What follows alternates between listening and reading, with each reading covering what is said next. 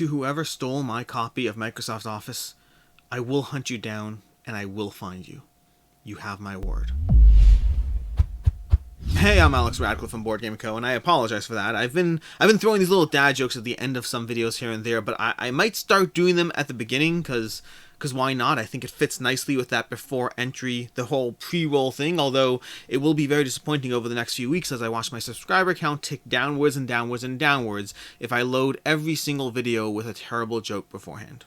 We'll see. Anyways, let's go ahead and dive into this. This is To Back or Not to Back. We're going to be going through all the Kickstarters and game founds, talking about the various things, the updates, the cancellations, there actually was a cancellation. I don't know if we're talking about today. Elwick canceled, unfortunately. But we have Kickstarters not funding, we have updates, and we have new campaigns. And as always, starting off the bat, we also have Cult of the New. Specifically, talking about Unfathomable today. Cult of the New is a segment where we take a look at a currently in print and available game to remind you that there are many, many, many great games available, and they're available now. They're not necessarily a year and a half from now, and they don't cost Kickstarter pricing. I mean, this thing, Unfathomable over here, this costs $64. $64 for this gigantic box of a game. This thing on Kickstarter, you and I both know, would be like $89.99 plus $24 shipping. I'd be like, and we have acrylic standees for an extra $24 for you. Don't get me wrong, I love Kickstarter, I love crowdfunding, I love GameFound, all those different things, but I also love them with the recognition that there is a cost involved. Sometimes it's worth that cost, sometimes it's not worth that cost. And if you want Unfathomable, the reprint of Battlestar Galactica that previously was like $100 plus to get your hands on it, at times it's been $200 plus,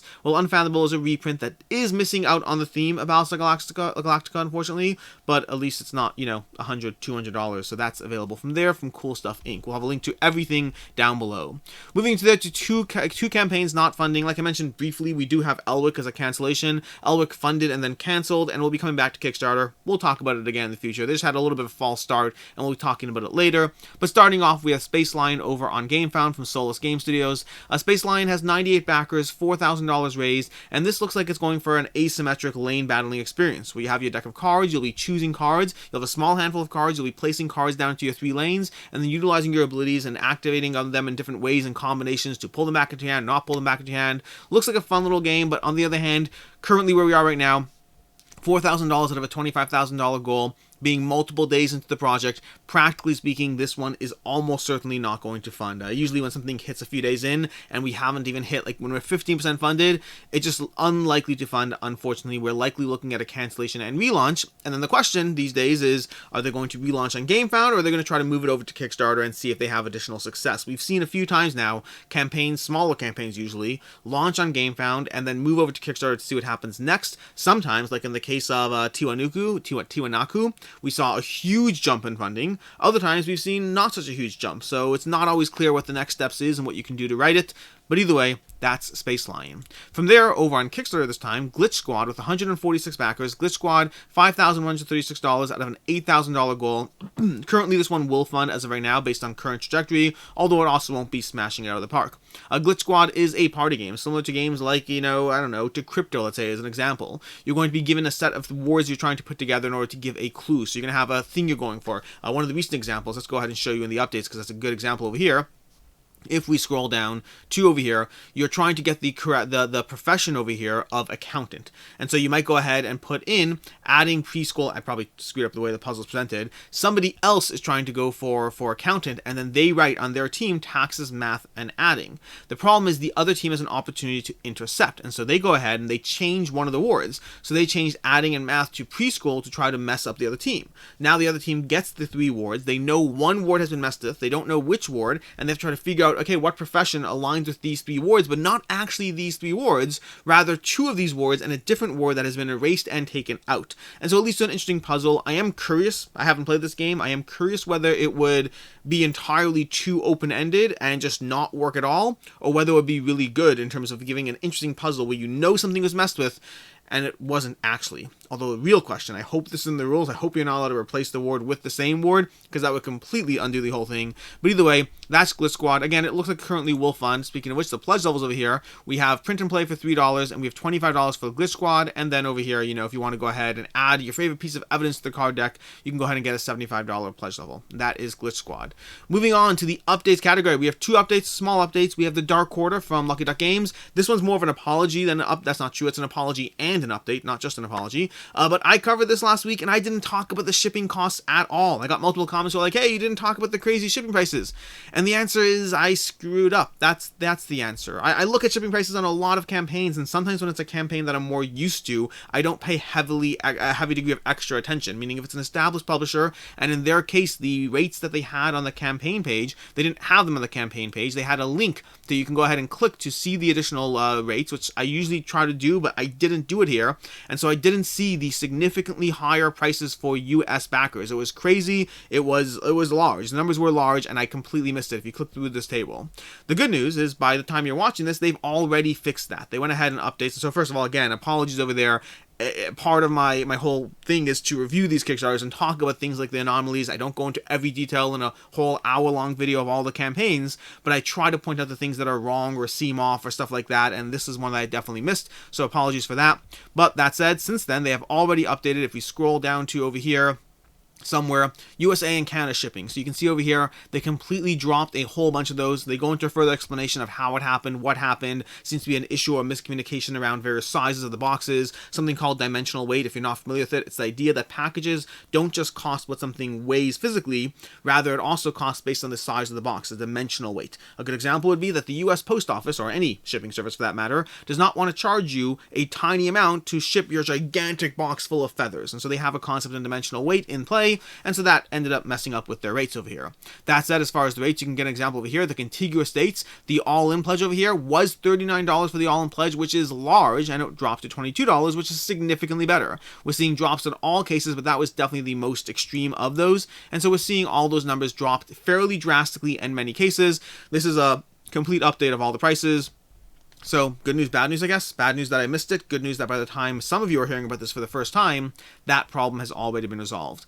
Currently 7,000 backers, $722,000 to go. That's not to go, $720,000 raised, and I'll probably talk about this again next week, right before the end of the campaign, but that is the update I have for today. And then we have Last Light. Last Light, 12 days to go, $312,000 raised from Roy Kennedy and Grey Fox Games.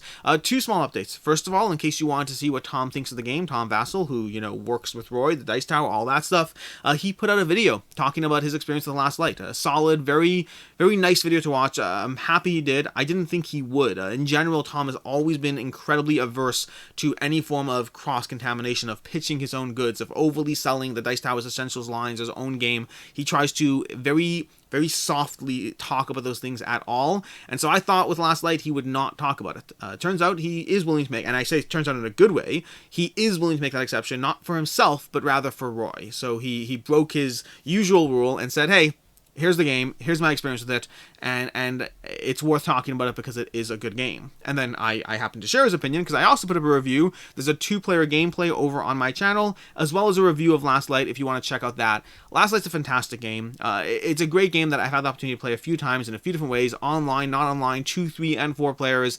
I really like it. I have not had a chance to play it at the 5 to 8 player count. I am very excited to do so. This is a game that will have a very wide degree of accessibility in my collection. I plan on going all in. I plan on getting the big box and everything, because this is the kind of thing, if we have 6 people who want to play a game in an hour or less, generally we don't have a lot of options. My go-tos usually become 7 Wonders, Between Two Castles, Mad King, Little Wings, Tiny Towns, like one Ultimate Werewolf, and boom, we're out of options at that point. I mean, there's a few more, but you get the idea. Once you hit that number above 6 for sure, like at 7 players, it gets really hard to find games that work for people, that are not just party games and are satisfying experiences. And Last Light, while I have not played it at more than 4, I have no problem believing that 5 and 6 would be excellent, and I believe 7 and 8 would still be doable just based on the way the game works. It works really well at what it's doing as a bit of an abstracted, pulled back 4X experience. Not really abstracted so much as you kind of have to embrace the chaos of not knowing what other people are doing. Think any form of online RTS kind of game where you have a fog of war element and you don't really know what people are doing unless it's within your direct area of influence.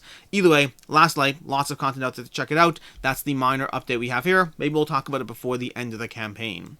Moving on to the new campaigns. The new campaign starting off with Fortress of Terror. This is another one of those roll and write print and plays. We're seeing a bunch of these pop up, and there are more, by the way. I'm only choosing to cover a small subsection of them, the ones that actually pick up at least enough of a following for me to like say, hey, enough people are interested in this. And with 1,000 backers, Fortress of Terror is definitely hitting those numbers.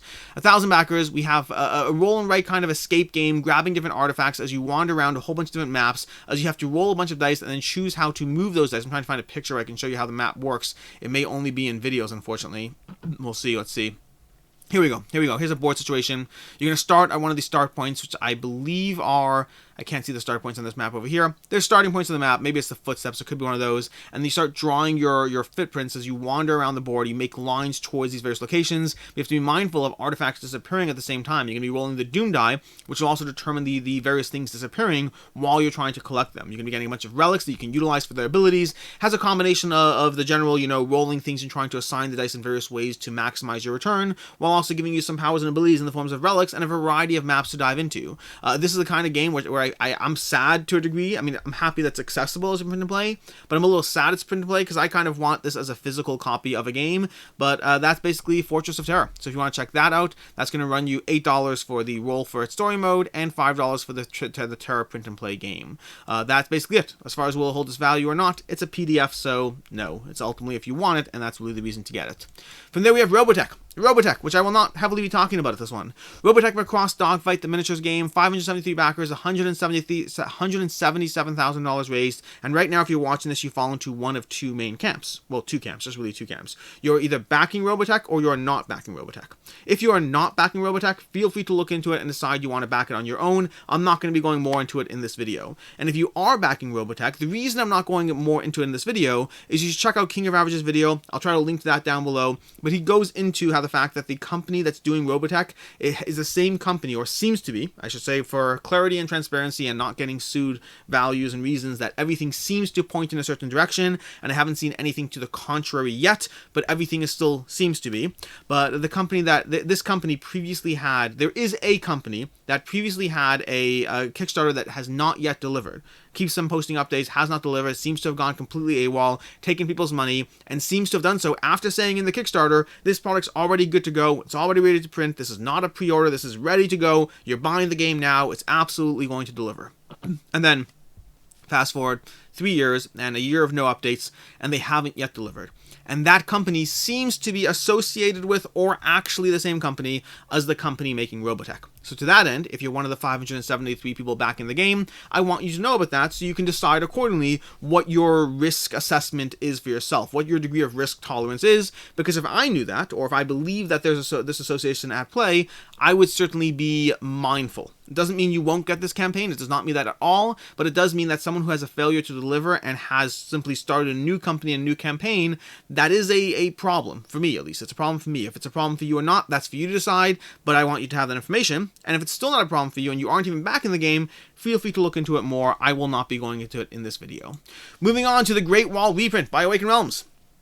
3,096 backers, €405,000. The Great Wall reprint is basically the Great Wall with a update pack. Not a fixed pack, they're very clear with that, an update pack to the game. The Great Wall, a fantastic game. I really enjoy this game, love the game, it's a phenomenal experience. Lots of people love the game. The general Board Game Geek ratings are great. I know Tom Vassell gave it a seal of excellence. Quacklope loves it. A lot of people have really enjoyed what this game is doing. I believe Rado loved it as well. A whole bunch of people have gotten their hands on this game and really enjoyed what it's doing. It's basically worker placement. That's the core mechanism. It's worker placement with a bit of a kind of defend the wall, tower defense theme to it, although I feel that it tends to feel a little bit more pasted on it. More feels like it's just a standard Euro game with a consequence phase to it based on the way things play out. But it doesn't really feel like a tower defense style game. It feels like a Euro worker placement engine to me. This is my own personal opinion of it.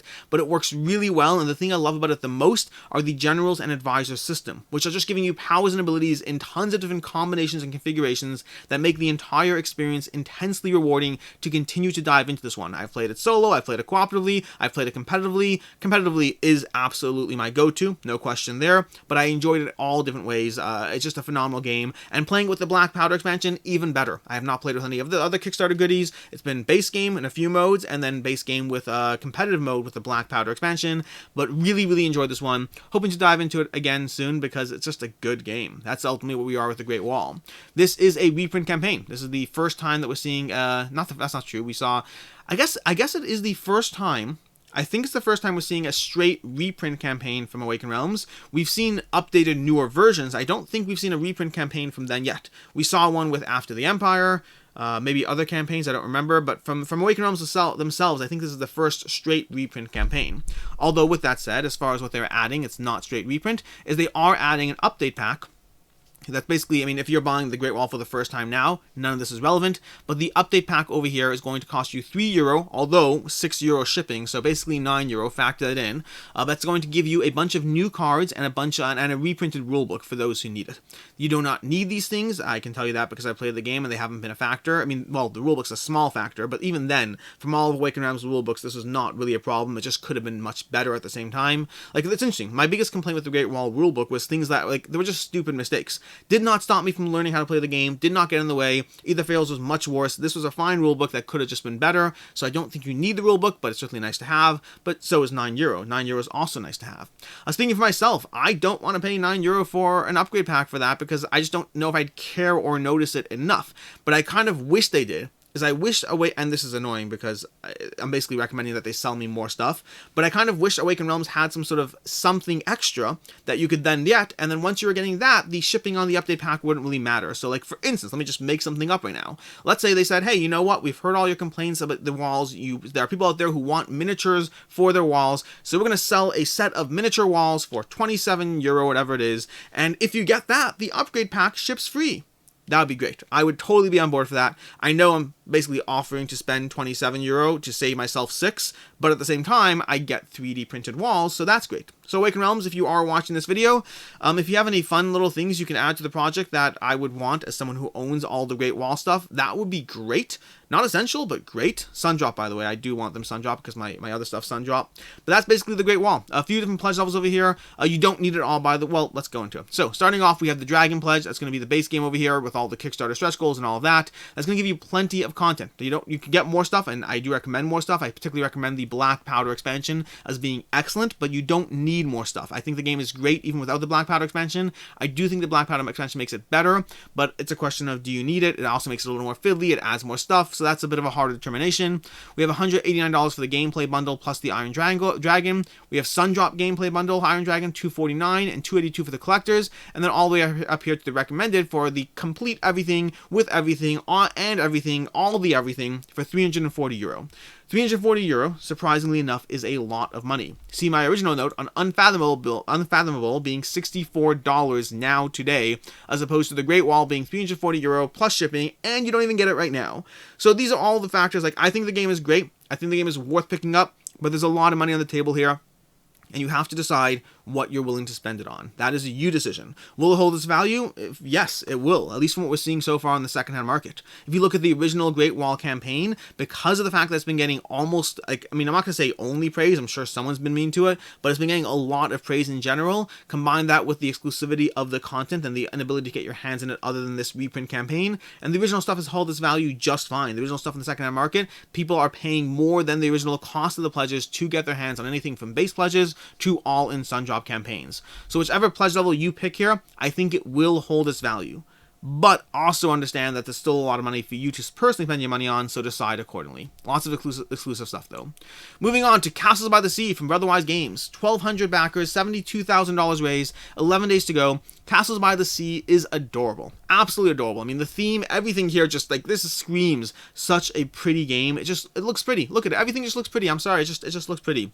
1 to 4 players, 30 to 45 minutes. This is an abstract game of tile placement, or really block placement, with also meeple placement as you place your blocks and meeples for scoring combinations and abilities. Your blocks are going to be scoring in different ways. Your meeples will have different abilities, and you're trying to go for this semi-abstract, semi-area control, a little bit competitive, but not exclusively competitive, just a little bit of each other's faces, as well as having various events and disasters that will get in your way, crushing your walls. There's also the Tides expansion, which will introduce, in addition to the disasters, you'll have literally just a tide slowly creeping across the board, and you have to factor that in as you go ahead and try to score in different ways. Again, every card is going to be giving you different ways to score, different benefits that you're going for as you try to combine them in, well, whatever the abstract placement in order to get as many points as possible in Castles by the Sea. The Kickstarter version of the game, in case you're wondering why back it now on Kickstarter as opposed to retail, the Kickstarter version of the game is going to be giving you a few extras. We're going to have over here, if we can scroll down, we have the everything in the $55 Kickstarter edition, plus the 20 custom meeples and the wooden hazard pucks over here.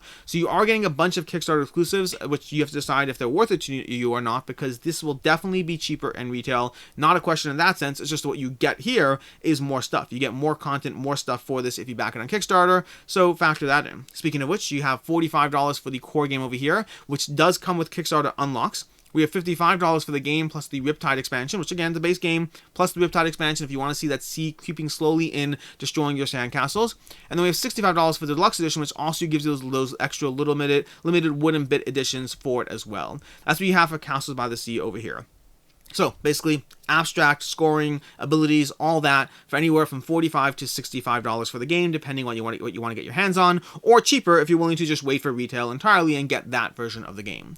Will it hold its value? Will it not? Hard to say on this one. In general, Otherwise games have had mixed returns on their games. Anything from Overboss to Call to Adventure, they've had mixed experiences, mixed costs with their games. Their games have generally done fine in the second-hand market, but there's a difference between fine and absolutely holds its value. Castles by the Sea at the same time seems to have a really compelling and engaging theme, very light and airy and breezy, although I'm probably just projecting my own personal opinion of the game, but it is doing well. 1,200 backers already, is doing fine for them so far.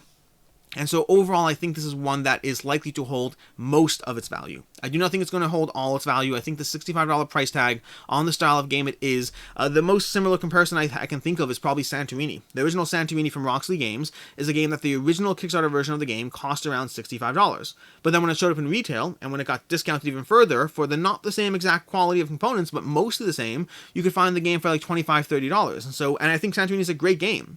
So I think Castles by the Sea is likely falling into the same spot. You will find a few people who are trying to hunt down the specific upgraded version of the game because they love it so much, and you'll have a lot of people that probably pick up the cheaper retail version of the game and don't necessarily always notice the differences at play. So a bit of a toss-up. I think it'll mostly hold its value, but with a little bit of it's just hard to hold $65 on an abstract, lighter game. Moving on to Anastyr. Anastyr from Mythic Games, 3,251 backers, 12 days to go, $454,000 raised. Anastyr is doing just fine for another Mythic Games production. This is a... How do you even describe this game? This is a dice rolling, beat 'em up, side scrolling video game. That's effectively what it is. Anastyr is a game which you have these two map tiles. If I can scroll down and find them somewhere here, and there's stretch goals and things and all this stuff, but there's no actual game. There's more expansion components. We already have unlocks and additional stretch goals and optional buys that they've added on, but there's nothing where it shows me a game board. Hey, we got a game board. We got a game board. Sort of. Part of a game board. Can we get more view of a game board? More view of a game board. I want more view of game board. This is very depressing. This is very... I mean, there's so much stuff, don't get me wrong. Very excited about all this stuff. Hey, we got a wyvern. I know, it's wyvern. Is it wyvern? Is that what it is? I know I said it horribly wrong in the other... This is very pretty. I'm glad I stopped here. Look at the Royal High Protector. That guy's very cool. What's this from? Is that from the base game? Maybe? I don't even know what that's from anymore, but it looks like that's from the base game. Very cool miniatures. I mean, in general, Mythic Games, by the way, has some top-notch miniatures. Like some of the best the best miniatures in the space, in my opinion.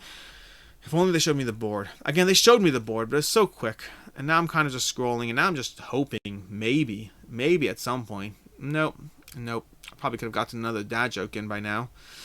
Nope. Well, there's no board. Okay, let's scroll back up to the board. That was a whole lot of stuff. Anyways, this is a side-scrolling video game, which you have two boards, and you're going to have your characters, and you're going to have scenarios you're going through. It has one-shot mode, it has campaign mode. You're going to have those two boards where as you try to go from one board to the next, you're trying to complete objectives. Objectives often, but don't always include clearing the last board, so you can move on to the next board, side-scroll everything, grab a new board, put it over, so you always have two boards, the current board and the next board, the current board and the next board. You have to clear all the enemies, and then actually get off the board yourself. That clears the old board. Meanwhile, you're rolling dice, you're activating abilities, you're slotting cards into your combos, you're popping off those combos as well, trying to be mindful of all that. And then additionally, you have mounts. Remember that wyvern that I called a wyvern? The mounts that you can try to get your hands on a mount to control the mount. That's going to cost you either a card or a roll to go ahead and control the mount. And then you have to re-go through that at the beginning of every single turn to maintain control, because these beasts do not want to be mounted, and they all have magnets in them. All the miniatures and the mounts and the beasts, they all have magnets, so you can have this magnetic rider situation that's very cool. Haven't seen that done in a game yet. It seems very, very intriguing. Very compelled by it. I can tell you that strategically speaking, you are compelled to try to find a mount, even if it doesn't seem like it's the best strategic option. You just kind of want to find a mount, because why wouldn't you want to find a mount? How often have you found a mount in a miniatures game? I'm kind of all over the place today.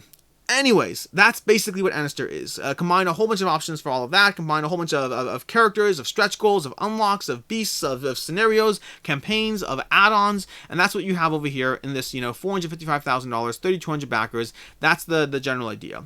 For $130, you get the base pledge, and for $160, you get the additional large dragon, the Soulless expansion, which is basically just a single large miniature. $30 for a single large miniature. You do not need to do so.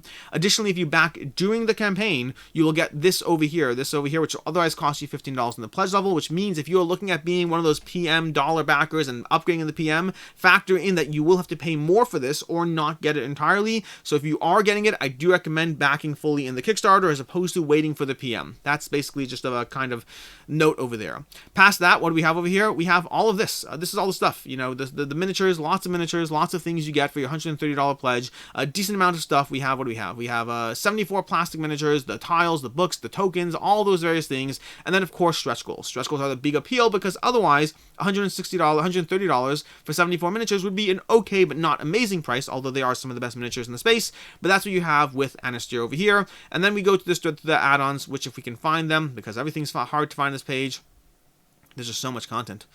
We had a new expansion unlocked, $55, I believe it was, if we can find it somewhere here. Somewhere over the rainbow. They definitely exist. There's so much stuff. I'm sorry. There's just, this is why I like GameFound, by the way. One of the things I like about GameFound is that little sidebar. It is so appealing, as opposed to over here, where I'm lost and did not find the expansion. So I must have skipped it at some point. It must be up here. No. Yes, it's up. No, maybe. I don't know where it is.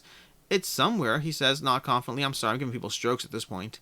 This is just, we got all these stretch goals, more characters. We got rocks, we got giant rocks. If it seems like I shouldn't be excited about rocks, well, that's fair. But these are rocks. They're additional plastic miniatures that'll go on the board to take the place of the other rocks. Add-ons, here we go. We have the All-Mother Secret Expansion. $55 is going to give you a bunch more content. It's going to give you all these miniatures. It's going to give you some more heroes you can use, some more mounts you can use, some more enemies, and there are various different forms that they have. A bunch more content and more scenarios you can go through. I do wonder how it'll play out in terms of mixing content from the base game into the expansion. Will you just have, like, I'm curious, I'm always curious when you have a lot of content for one of these games, how they integrate things in a way that you can kind of efficiently use it all, as opposed to everything feeling very segregated and separate. So that is basically what we have over here. Will it hold its value? Will it not? First of all, as far as exclusive content, lots of exclusive content, all the stretch goal stuff, that's usual. Now, to be fair, Mythic Games does often sell their stuff on their own site later. You can often find Kickstarter version of Anastyr on their own site later, and the prices are sometimes reasonable, meaning compared to the Kickstarter, you could have waited and you'll get something at a reasonable price point and not necessarily second market after or whatever. That's sometimes, and it is dependent, and it's unless it's between print runs and all of that, but factor in there's a possibility you back this and you see it on the website and selling for the Kickstarter version and you get upset about that. That is a possibility. Past that, will it hold its value? Generally the answer is yes, despite the fact that some of the games have been available on their site at different prices. The availability is infrequent, it's inconsistent, the pledge levels are inconsistent.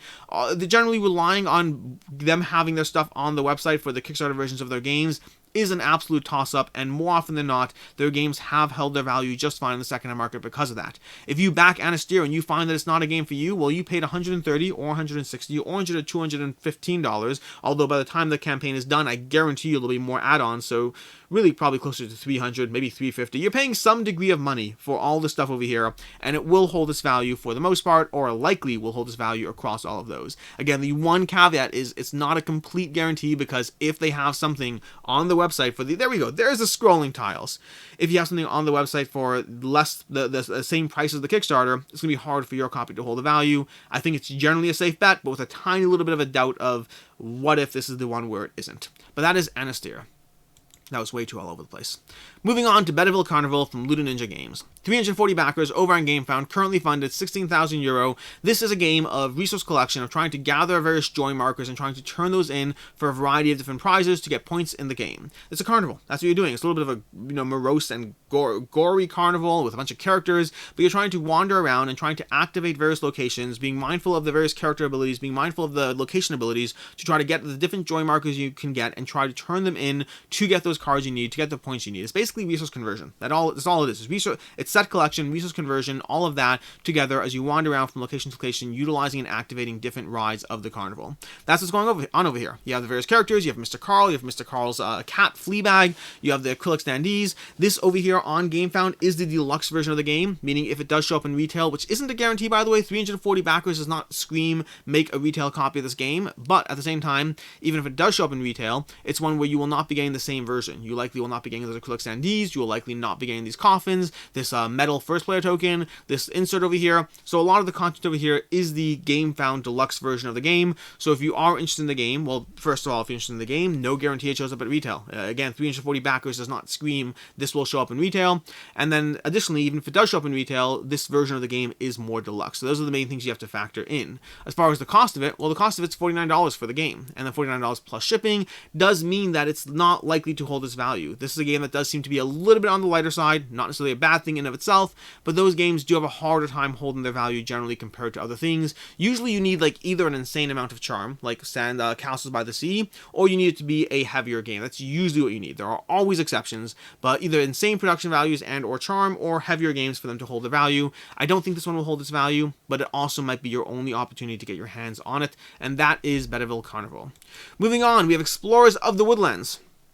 952 backers, $24,000 raised, $25,000 raised, there we go. 15 days to go. Explorers of the Woodlands is coming to you from the Wood Studio. First time created project, and this is currently €29 or $32 for the game. The game basically has you revealing, every single round you're going to reveal one tile per player, and then the players are going to go off adventuring as you roll your dice, as you level up your characters, as you prepare for the final boss showdown. That's all it is. That's what the game is. Put out tiles, explore, rinse and repeat until you eventually deal and defeat the boss, and then go through the next scenario and all of that. That's what Explorers of the Woodlands is. Quick, accessible, adorable little, custom-shaped hero meeples with artwork on them. All those things. Very solid production value. Very reasonable price point, although very reasonable price point with the caveat and the context that a game like this in retail may have been $25. So it's not, like, just because something's cheap doesn't necessarily mean it's the right price. This game does scream, hey, only $32. Or at least I'm screaming, hey, only $32. But it may well be a game that would be $24 in retail without the additional shipping on the top. Now, you do get some Kickstarter exclusive stuff, not a lot, mind you, but you do get a drop of Kickstarter exclusive over here. We have 60 card sleeves, which once they hit 10,000 backers, or 1,000 backers, sorry, once they hit 1,000 backers, you'll get 60 card sleeves, which is not that big a deal. And then additionally, you'll get the Enraged Bosses exclusive cards. So that's at least some degree of gameplay related content for the game that's Kickstarter exclusive. Is it worth the potentially extra price? Not necessarily. Maybe, up to you. You decide. What will be the price in retail? It depends on if or when it shows up in retail, so still a whole bunch of guesses in that sense. Again, it's a reasonable price point, it's a cheap price point, and it's all that stuff's great, but doesn't mean it won't be even cheaper once it shows up in retail. Will it hold its value? I'm skeptical it will. This is the kind of game where these games in general are harder to find someone who's willing to pay. You're gonna have to pay $40 easily once you factor in shipping to get your hands in the game, and it's just unlikely that you'll find someone else willing to take it off your hands for that one exclusive card, paying that price point compared to the retail price point. So game looks cute, game looks adorable, very interested in the game, but I also don't think it'll hold its value. On the flip side, you're not losing that much by backing it on Kickstarter as opposed to getting it at retail. Moving on to Assault of Doomrock Ultimate Edition. €138,000, 1,000 backers, 16 days left. This is the one where I need your help to work on not backing, because I am very compelled by this one. I wasn't planning on getting this one for context, but like I'm really looking into this one now, just from having looked through the campaign. This is one of those times where I say doing these videos, I say this from time to time, but doing these videos costs me money. Campaigns that I would have written off, I proceed to look into further for the sake of these videos, and then I go from, I wasn't going to get that, to, but maybe? And that's very much where I am with Assault on Doomrock. Assault on Doomrock, for context, is a game that's rated a 7.0 on Board Game Geek. Usually, in most cases, that is my first filter where I just walk away from a game at that point. I sit there and say, hey, I don't need to jump in on a game that was already in existence and is rated a 7. Nothing wrong with a 7, but I don't need to pay $150 for the all-in on this to get a game that's just a 7. I could pick it up in the second-hand market, or wait, or be patient. If I didn't need it in the past 6 years or 8 years, whatever it's been, why do I need it today? And the answer is, well, I'll need your help. But Assault on Doomrock is a dungeon crawling experience without the actual physical dungeon. You're going to have your character, you're going to take a character, you're going to add a trait to that character, so you can be a confused monk, a scared warrior, an angry dwarf, whatever you can be in terms of your various characters or what you're doing in the game. And then you're going to have your equipment as you level up across the course of the game, as you have a modifier to every scenario you go on. So you have different rule and scenario effects as you go on this kind of abstracted journey through a whole bunch of cards, dealing with combat that's very abstracted. Again, there's no physical dungeon here. It's all abstract extracted as you level up, as you gather gear, as you slowly become more and more powerful throughout the course of the game, bringing you all the things you like about the dungeon crawling experience, except for the actual physical dungeon, if that's what you like from a dungeon crawling experience. And it does all that while being a challenging experience, which is where we start getting into the critiques that are online. We have anywhere from critiques from bad rulebooks in terms of the original editions of the game, because Assault and Doomrock, I think the original version was 2014, maybe 2012, I don't remember exactly. They've had subsequent expansions. We had the whatever it was, Doom something expansion, I don't remember what it was, but we've had a whole bunch of expansions for the game, been on Kickstarters, had a few versions, and they've had some rules issues, they've had some difficulty issues, and lots of people complaining about the difficulty leveling. They've had length issues, people saying that the game is too long. And if you look at all of the complaints, first of all, in terms of rulebooks, this is going to have the newest rulebook. In terms of length, they're claiming that this version will be slightly shorter. It says stream to make it a little bit more shorter while maintaining the main feel of the game. In terms of balance, they are adding different balance factors as well. So all the potential complaints that lead to it being a 7 potentially might not be there. And if you look at all the positive comments on Board Game Geek are incredibly positive. There are a lot of people who love this game. There are a lot of people who have played anything from, Legend of Drizzt to Gloomhaven to insert whatever dungeon crawler you want. There are a lot of people who find Assault on Doomrock incredibly compelling. And there's people who think it's just okay. So it could go either way on this one. But that's basically what you have over here. And then this is it's just everything looks shiny and pretty and the art looks great. And so again, I went from writing this off to being very, very interested in what is generally considered to be a very strong solo experience. You can play it with more than one person. It's considered to be a strong solo experience. And they have all this content over here. Although the all-in pledge, before you look too heavily at that, factor in that comes with playmats and sleeves and coins and all these other things you don't necessarily need to improve your experience. So there are cheaper ways to jump in on the game without going completely crazy. But that's that. What else do we have over here? We have the various stretch goals that are being unlocked as you go through it, the new secret areas, the item design contest, the second solo goon, because there's solo goons that you can have along the way to make the solo experience easier.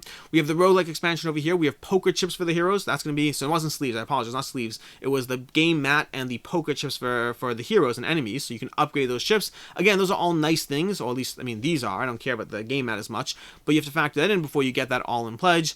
And then we have just various modules. If I can scroll down and find all the modules, many of which are included in the game, but if we could scroll down, box content, let's go, nope, modular secret areas, modular expansions, here we go. So we have the terrains over here. We have all this terrain over here. This is an expansion integrated within the main box. You may include it or not. That's going to be said about all these expansions. We have the pets, a little pets expansion. You can have more pets over here. Move to target group instead. Prepare an artifact adjacent character. Prepare any item instead. They have abilities you can modify and add into your gameplay. We have the overpowered traits expansion. I definitely want the overpowered traits. We have the one punch monk instead of the scared monk. You have the one punch dwarf, the one punch warrior. All those things can be, you have the custom dice. So again, another modular expansion, not just the upgrade. We have the solo mode, the goon for the solo mode, a whole bunch of modular stuff that you can add into the game, as well as all those extras you can get. So I am fairly compelled by this deluxe, Assault on Doomrock Ultimate Edition. As far as pledge levels, we have the all-in pledges of Doom for €166, we have Simply Doom for €77, and we have the Doom Strider pledge for €91, as well as the Roguelike for $116. You can click on these and see on each one what each one is including. So you can go ahead and go through each one, getting a feel for what the options are as far as your different pledge levels. Should you back it? Should you not? Will it hold its value? Well, first of all, aside from the fact that I temporarily am kind of being pulled in by it, it doesn't mean that it's going to be better. It was a 7 until now, and it could be worse. Maybe condensing the game to a shorter playtime makes the experience much less interesting. Maybe this game is the worst possible version of Assault on Doomrock. So factor that in. Just because I've gone from being not interested to compelled doesn't actually mean this is a good game by any account. It might be a great game. It might not be a great game. From what we can see so far, it seems to be a great game for some people and a miss for others. And this is a newer version of that. And again, the target audience is not 100% clear, and you may or may not fall into that target audience. But once you decide if you want it, will it hold its value? Will it not? Original versions of Assault on Doomrock have not. They have done a decent job holding the value. They haven't completely lost it, but if you backed Assault on Doomrock for the $60 campaign price for the base game and the expansion, there are people who are selling it for $60, and there are people who are selling it for $40 or $50. So it does seem to be one that in the past has done okay on value, but certainly taken a drop at the same time if you find this is a game that's not for you.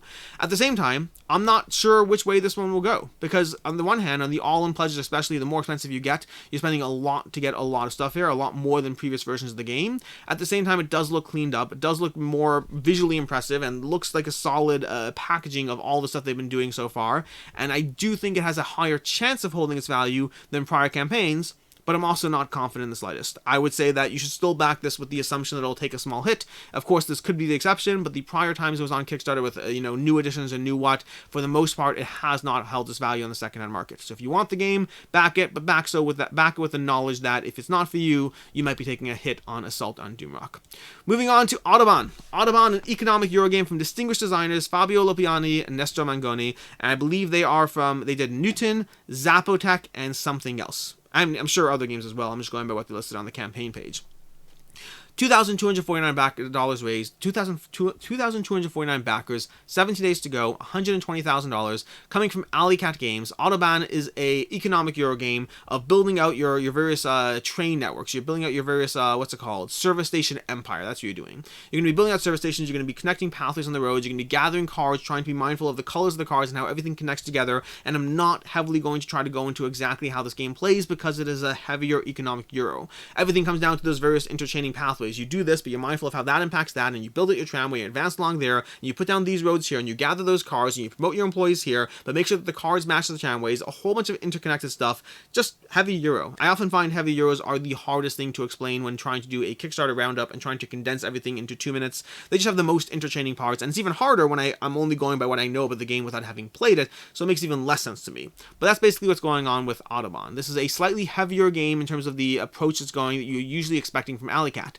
Alley Cat Games generally seem to specialize in midweight Euros, and this one seems to be focusing more on the heavyweight Euro category as far as what they're bringing to the table. Again, especially with Newton, with Zapotec, with all of that. As far as the pledge levels, let's go with pledge levels. Pledge levels over here, we have £43, 43 pounds, $56 for the retail edition of the game, and then we have $63 for the Kickstarter exclusive version of the game, which, if you've tracked that, is a $7 difference. So a $7 difference, and what do you get for that $7 difference? Well, we get all of these things over here. All the Kickstarter exclusive screening over here. We get the upgrades over here. Where is it? The solo mode? No, we have a few modes over here. We have the Kickstarter exclusive version comes with the Autobahn Kickstarter edition, the road traffic, the service station upgrades, the wine import, the customs friendly too many countries, all those stuff being added into the game as extras for $7. So you get a whole bunch of small little modules added to the experience for, again, if you're interested in the game, I mean, we have 1,800 backers at that level, and we have 9 backers at the retail edition. That is an appropriate breakdown. I think that breakdown is very reasonable because the $7 is just such an easy push towards the extra content and upgrades and screen printing and upgraded tokens and modules that you get for the Kickstarter version of the game. Should you back it? Will it hold its value? Will it not? Well, first of all, you should only back this if you're interested in that genre of game. If you're interested in these heavier Euros, crunchier decisions, interlinking different decisions across the board, well, that's the first baseline. But secondly, from there, as far as will it hold its value, will it not? Alley Cat games in general, I would say, have drifted more in the category of, hey, back them, but you'll probably lose $10 if it's not for you. You will get exclusive content. Generally, backing their campaigns gets you a few modules, a few extras, a few quality of life, either in tokens, components, or whatever. But the downside is when that's done, you also, once that's done, if it's not a game for you, you do often lose a few bucks. You'll lose $10 or whatever it is. You'll lose the shipping cost. They usually take a small hit on the secondhand market, although it varies game by game. In the case of Autobahn, I'm less certain. Because of the fact that it's a heavier game, it may well be that, especially with that $7 difference, I mean, the retail edition of the game is going to be cheaper than the $56 you see here, possibly closer to 45 or something like that. It's not always a guarantee, especially nowadays with MSRPs constantly changing and the price of freight and shipping and all those things. But it's one that I would expect the retail edition to be cheaper than what you're seeing on the Kickstarter page. But at the same time, the deluxe version that you're getting has enough extras that people may want that deluxe version of the game. They may want those upgraded bits, especially when it comes to a heavier game. So I think this has a higher chance of holding its value comparable to other Alley Cat games, which means I would say walk in still with the expectation that you might take a $10 hit on Autobahn if it's not a game for you, but it also may pleasantly surprise you and actually might be able to get the full amount back if it's not a game for you. Moving on to Sleeping Gods. Sleeping Gods Distant Skies. Let me just take a drink of water over here. Sleeping Gods Distant Skies. 7,908 backers, 1,100,000, that sounds like too much. $1,186,000. There we go, that sounds better. $1,186,000 out of a $40,000 pledge, which obviously was absolutely going to crush. That was never the question. Sleeping Gods Distant Skies from Red Raven Games is bringing you the newest version of Sleeping Gods, and seemingly it's addressing already, and I knew this going into an extent, but even more so the more I look into it, it's addressing already some of the complaints I had around its predecessor. Now, make no mistake, despite the fact that I had some complaints around the original Sleeping Gods, it is an incredibly well-rated game. It's like an 8 point something on Board Game Geek. It is heavily sought after. There's like 40 people trading it and like 1,800 people who want it. It's a very popular, very well sought after game that gives you one of the most incredible experiences I've ever played. I had complaints, but it's still one of the most incredible experiences I've ever played in a board game, in the sheer degree of open world sandboxy adventure that it gives you. My complaints were around the fact that I felt some aspects of the game were a little too much maintenance, and part of it's biased by the fact that I only played it solo, so factor that in. And I think it's a game that might be better at 2 players, but part of that's controlling 9 characters, of dealing with all these combats, of having all this tedious stuff that goes in between the storytelling and the decision space around how you travel and what you engage with and all of that. I like the game. I think it's a solid game. I was very favorable to it, with the caveat that I was favorable, but also I don't feel the need to continue playing it after I have my single 20-hour scenario deep dive of it. So that's basically what Sleeping Gods is. Now, the second edition of the game, Distant Skies, is addressing a few things. They are streamlining combat to a degree. They're changing up, making it a little less repetitive. They're giving you 5 characters instead of 9, which gives you a little bit more agency and control and feeling intertwined with the destinies of your characters. Again, one of the problems is your characters, you can upgrade them, but I felt so disconnected from my 9 different characters. 5 is literally half as many characters, well, almost half as many characters, but it gives you more, and you can put in 3 upgrades on them, and the upgrades will stick around, and they'll grow and develop across the course of the game. I'm I already think that Sleeping Gods is an incredible system, and I think Distant Skies might be a better fit for me, addressing some of the complaints I had around it, while still keeping the rest of the incredible aspects of the game that had me very compelled by this one. But that's, again, more personal than talking about the game. But Sleeping Gods, for what it's worth, is a story game which you have this giant storybook. It does have a foreteller app on this version, not the original version. They may do that at some point in the future. They're not currently doing it yet, but it's a story sandbox environment which you're going to be traveling around, engaging with various elements, gathering various quests, and the quests will define how you interact. If you go to the storyteller over here first, you may be able to go to the person over there, and they'll know that you visited the old woman in the hut, and so they'll give you the key. And then when you go to the cave, previously you would have encountered a dragon, but now you're in the cave with the key, and so now that you have the key, you instead encounter the little locked door, and now you get the locked door, and you get to find you can keep going, but you get the idea. Everything you do affects everything else, so you can keep engaging in the world in a genuine sandbox environment, but the order you get the quests in will determine the way you go through the storybook and the narrative progression you have of the game, and so it really has this sense of travel. You wander here and they say, oh, I heard about some creatures in the village to the west. You go to the village in the west and you choose to either scare them off or talk to the creatures, and how you do that affects what's going to happen when you wander across to the next page and go encounter with those. It is incredible. It is very, very impressive in what it's doing, and it's been well loved by many, many people for all these reasons. It's just very, very good at what it's doing. As far as the pledge levels over here, what do you get over here? We have the Distant Skies Everything New pledge. That's going to give you, well, shockingly enough, for $128, everything new. Now, if we keep scrolling down, where are the options? It's showing you over here. So we have Sleeping Gods, the foreteller audio, we have Distant Skies, and we have the Primeval Peril expansion, which was not really an expansion, more of a standalone experience. This Sleeping Gods over here, this is from the original campaign and was a print and play, and they're now offering it as a print option over here in this campaign, and it's basically, think of it as Intro to Sleeping Gods, keeping the main mechanics of Sleeping Gods, but in a shorter, more linear, progressive pathway. It's kind of a good intro to the experience, letting you kind of go through a sort of very condensed, very small version of the game. The same way you have any of these games. You have Castle Burgundy, the card game. This is Castle Burgundy, the card game. It's a much shorter, condensed, accessible version of Sleeping Gods in a smaller package, previously just print and play, but now just straight up, here. So if you want to get your hands on that, that's going to be in the all-in pledge. If you just want the base game alone, you don't want foreteller or that, it'll be $85 for the Distant Skies pledge. And if you want Sleeping Gods, the original game, it's going to be $205 to give you all the stuff. And this is an all-in pledge, by the way, for context. This is the base game, the coins, the everything, the Tides of Ruin, all the stuff from the base game from the original Kickstarter is going to be over here.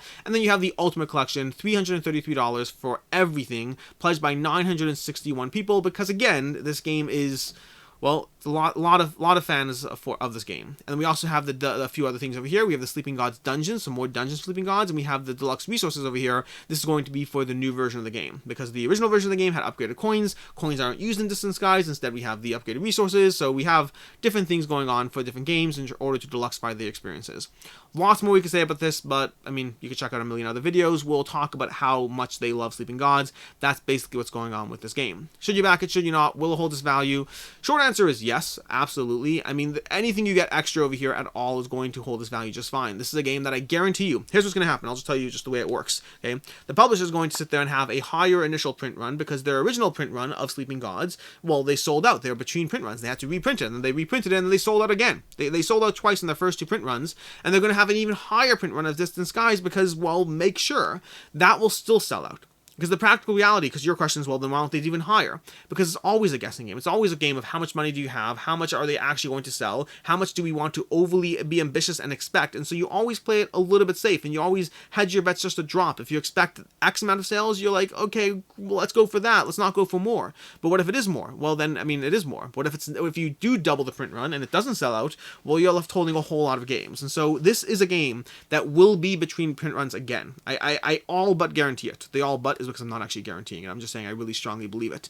Sleeping Gods, Distant Skies will be between print runs in the future, and when it does so, your copy will absolutely be worth every single thing you paid for it, and that's not accounting for whether you got extras and exclusives and the deluxe resources and all those extra things that add to the value of what you have over here. So should you back it, should you not? Well, if you want the game, then yes, you should back it, because you can wait for retail when it eventually is in retail and get your hands on it, or you could, well, wait and potentially be in between print runs, and so it will be one that I think if you want to guarantee your placement, you should get your hands on it.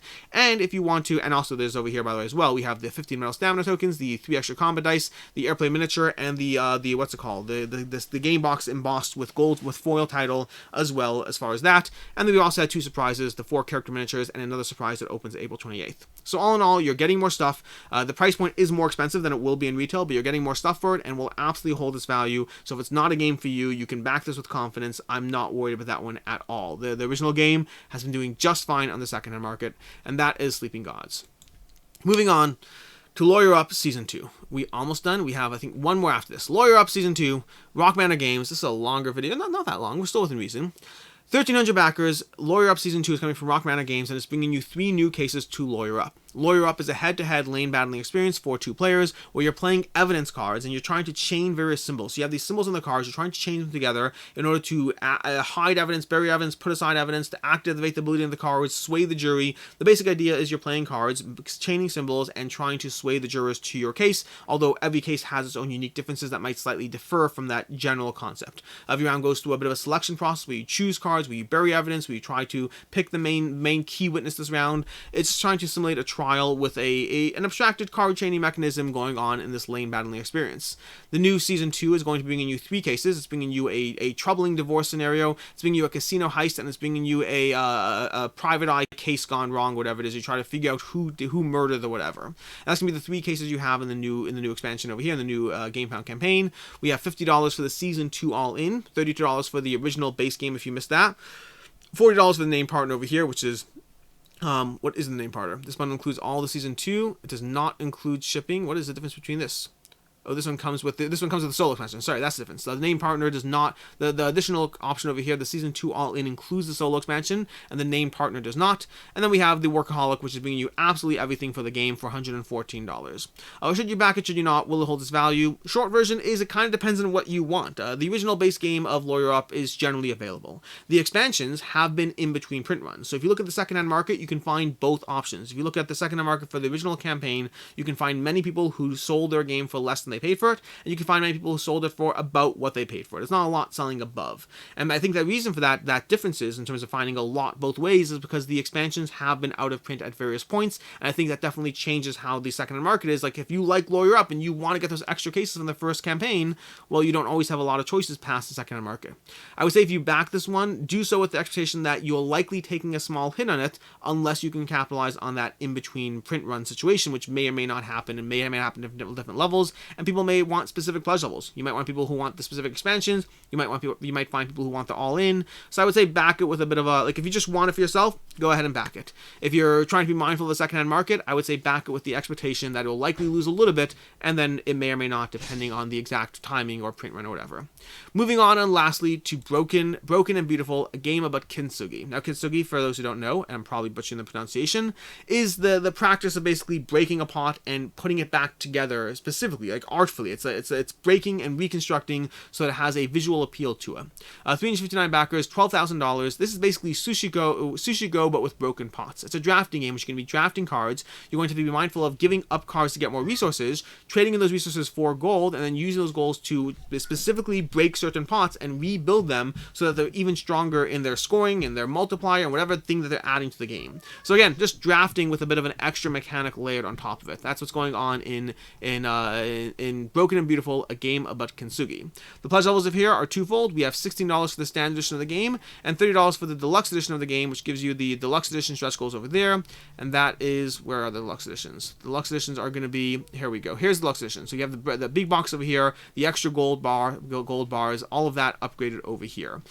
Should you back it? Should you not? Will it hold its value? Short version is the price point on it, $16 or $30. Not a bad price point. At the same time, it's one that, because it's only 359 backers, the retail availability on this one is going to be low. If you want to back the game for yourself, I recommend getting on the Kickstarter.